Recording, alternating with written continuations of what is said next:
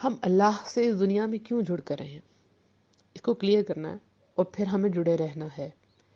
جب کسی چیز کی امپورٹنس کا ہمیں پتہ چل جاتا ہے پھر ہم اسے مس نہیں کرتے، اور پھر اس بانڈ کو تو ہم کبھی بھی نہیں چاہیں گے کہ یہ ٹوٹے۔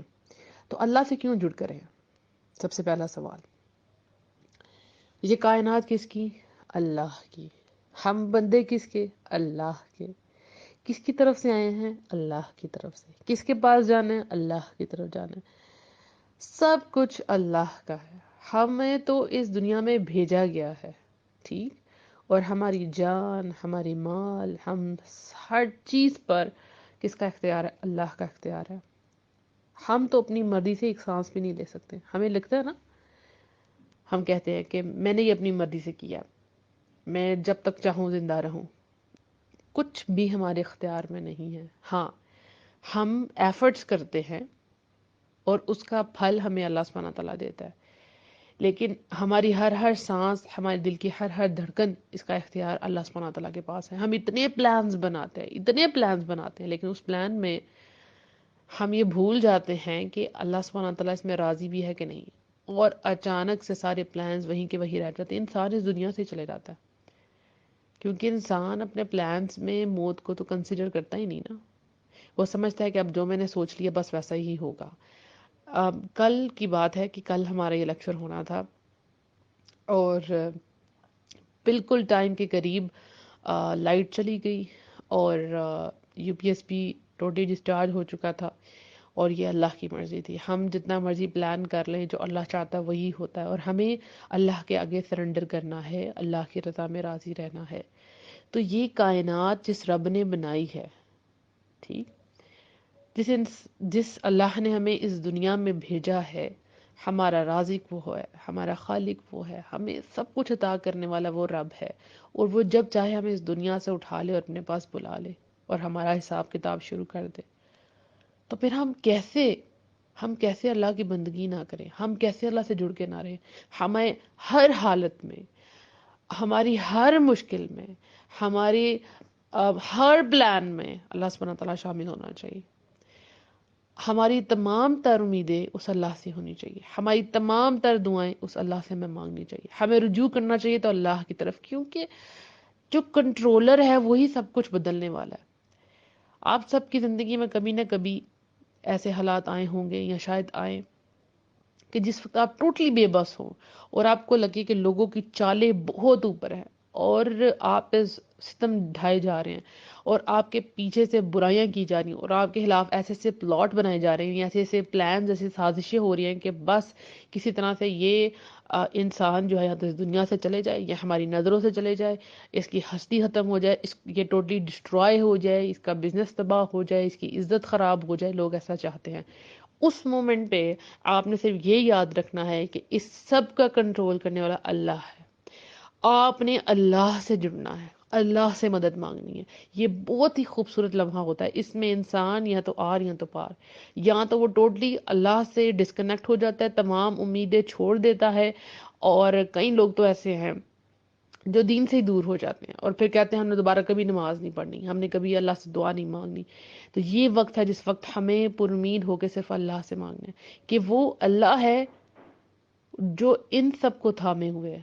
اللہ نے ایک حکم کرنا ہے اور یہ سب کچھ ختم ہو جانا ہے، اور میری عزتیں رکھنے والا اللہ ہے۔ لوگ نہیں مجھے عزت دے سکتے جب تک اللہ نہ چاہے۔ اگر یہ مجھ پہ رزق بند کرنا چاہتے ہیں تو رزق اللہ کے ہاتھ میں، کیونکہ وہ رازق ہے۔ یہ اتنی خوبصورت فیلنگ ہوتی ہے کہ آپ نہ ڈر ہو جاتے ہیں، آپ کسی سے نہیں ڈرتے، لیکن یہ کون کرتا ہے؟ جو اللہ سے جڑ کر رہتا ہے، ہر حال میں اللہ سے جڑتا ہے۔ یہ نہیں کہ جب صرف مشکل آئی ہے، بلکہ آسانی کے وقت بھی اللہ سے جڑ کر رہتا ہے۔ ہر وقت اس کو پتہ ہے میرے سے کچھ بھی مس ہو جائے، بس ایسا نہ ہو کہ میرا اللہ سے تعلق ختم ہو جائے۔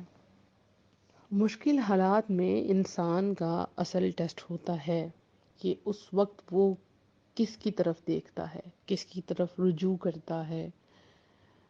یہی موقع ہوتا ہے، اور اللہ جان لیتا ہے کہ کون میرے بندے ہیں۔ بے شک کہ اللہ سبحانہ تعالیٰ پہلے ہی جانتے ہیں، ہمیں بھی اس چیز کا اندازہ ہو جاتا ہے کہ ہم جو اتنی باتیں کرتے ہیں تو کیا مشکل میں واقعی ہم اللہ کے دربار میں حاضر ہوتے ہیں یا لوگوں کے درباروں میں جاتے ہیں؟ کیا ہمارے ہاتھ اللہ کے آگے اٹھتے ہیں یا ہم بھیک مانگتے ہیں دوسروں سے؟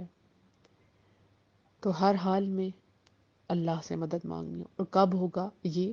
جب ہم اللہ سے جڑیں گے، جب ہر وقت ہمارے ذہنوں میں، ہمارے دلوں میں اس چیز کا یقین ہوگا کہ اللہ سبحانہ تعالیٰ ہمیں دیکھ رہا ہے، جو کچھ بھی ہو رہا ہے اللہ نے ہم پر نظر رکھی ہوئی ہے، چاہے دنیا کی تمام طاقتیں ایک طرف ہو جائیں، اگر اللہ میرے ساتھ ہے تو یہ لوگ میرا بال بھی نہیں اکھاڑ سکتے۔ یہ یقین اللہ پر کیسے آتا ہے؟ جب ہم صبح شام اللہ کو یاد کرتے ہیں، ہمارے ہر عمل میں ہمیں یہ ڈر ہوتا ہے کہ ہم نے اس کا جواب دہ ہونا ہے، ہمارا حساب کتاب ہونا ہے، آخرت آنی ہے، موت آنی ہے۔ یہ یقین انسان کے عمل کو بہترین بنا دیتا ہے۔ تو جس کو اللہ پر یقین ہوگا، آخرت پر یقین ہوگا، وہ ہر عمل ڈر ڈر کے کرے گا کہ اللہ اس سے راضی ہوگا یا اللہ ناراض ہوگا۔ تو ہمارے ذہنوں میں یہ سب سے پہلے پختہ یقین ہونا چاہیے کہ اللہ ہمیں دیکھ بھی رہا ہے، سن بھی رہا ہے، اللہ سبحانہ تعالیٰ علیم بھی ہے، حکیم بھی ہے، جو کچھ بھی ہو رہا ہے وہ اس کی مرضی سے ہو رہا ہے۔ تو جب ہم ہر چیز کے کنٹرول اللہ سبحانہ تعالیٰ کو سمجھیں گے کہ وہ کنٹرولر ہے، اور ہم اپنے ہر معاملے میں کہیں گے وَأُفَوِّضُ أَمْرِي إِلَى اللَّهِ، یعنی میں اپنے ہر معاملے کو اللہ کے سپورٹ کرتی ہوں، پھر آپ اللہ کی مدد کو بھی دیکھیں گے۔ تو اللہ سے جڑنا ہے ذکر کے ذریعے، اللہ سے جڑنا ہے دعاؤں کے ذریعے، اللہ سے جڑنا ہے نماز کے ذریعے، اللہ سے جڑنا ہے قرآن کے ذریعے۔ نماز اتنی امپورٹنٹ چیز ہے، ہم 5 ٹائمز اللہ کے حضور جو ہے وہ جاتے ہیں، اللہ سے آپ دیکھیں اللہ کی تعریف کرتے ہیں، اللہ سے دعا مانگتے ہیں، اللہ کے آگے سجدہ ریز ہوتا ہے، ہمیں یقین ہوتا ہے کہ ہم نے اللہ کو سجدہ کیا، اللہ کے آگے سجدہ کیا۔ تو ہم 5 وقت اللہ کو یاد کرتے ہیں۔ جو لوگ نمازوں کی پابندی کا خیال نہیں رکھتے، آہستہ آہستہ ان کا کنیکشن ان کو فیل ہوتا ہے کہ اللہ سے وہ دور ہوتے جا رہے ہیں۔ اکثر سوال آتا ہے نا کہ ہمیں ایسا لگتا ہے کہ اللہ ہم سے ناراض ہے، وہ ہمیں کیوں خیال آتا ہے؟ اس وجہ سے کہ ہم اللہ کا خود بلا بیٹھتے ہیں، ہم اپنے آپ کو اپنے نفسوں کے حوالے کر دیتے ہیں، اپنی خواہشوں کے حوالے کر دیتے ہیں۔ تو کچھ بھی ہو جائے کوشش کریں اپنی نمازیں وقت پر ادا کریں۔ بہت بھی تنگی ہو جائے آپ کو وقت کی تو اپنی فرض نمازیں قضا نہ کریں، اپنی نمازوں کا خیال رکھیں۔ نمازوں کے ذریعے سے انسان کا اللہ سے بڑا گہرا تعلق بن جاتا ہے۔ ایک اور بات،